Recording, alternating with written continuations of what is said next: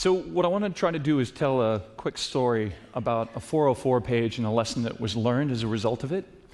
But to start, it probably helps to have an understanding of what a 404 page actually is. The 404 page is that. It's that broken experience on the web. It's effectively the default page when you ask a website for something and it can't find it. And it serves you the 404 page.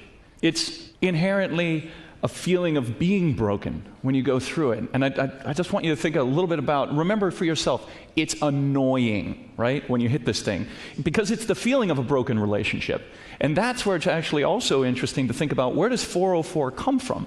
It's from a family of errors, actually, a whole set of relationship errors, which when I started digging into them, it looks almost like a checklist for a sex therapist or a couples counselor. You sort of get down there to the bottom and things get really dicey.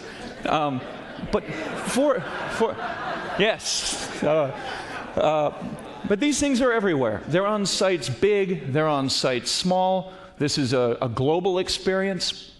What a 404 page tells you is that you fell through the cracks.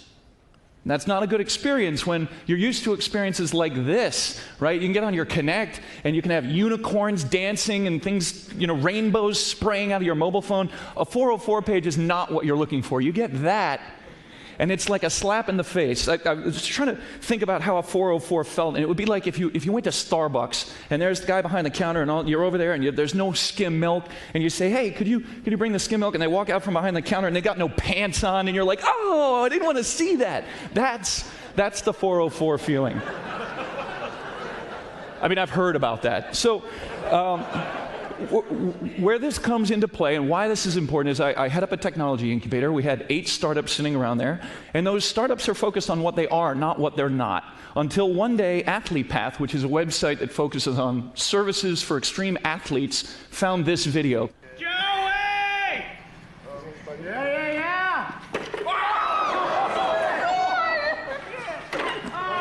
Yeah, just... No, he's not okay. All right. They took that video and they embedded it in their 404 page, and it was like a light bulb went off for everybody in the place. Because finally there was a page that actually felt like what it felt like to hit a 404. So this turned into a contest. DailyPath that offers inspiration put inspiration on their 404 page. Stayhound, which helps you find pet sitters through your social network, commiserated with your pet, right? Each one of them found this. It turned into a 24-hour contest at 4:04 the next day. We gave out $404 in cash, and what they learned was that those little things done right actually matter, and that well-designed moments can build brands. So you take a look out in the real world, and the fun thing is, you can actually hack these yourself. You can type in an URL and put in 404, and these will pop. This is one that commiserates with you. This is one that blames you. This is one that I loved. It said, this is an error page, but what if this error page was also an opportunity, right? So it was a moment in time where all of these startups had to sit and think and got really excited about what they could be, because back to the whole relationship issue, what they figured out through this exercise was that a simple mistake can tell me what you're not, or it can remind me of why I should love you. Thank you.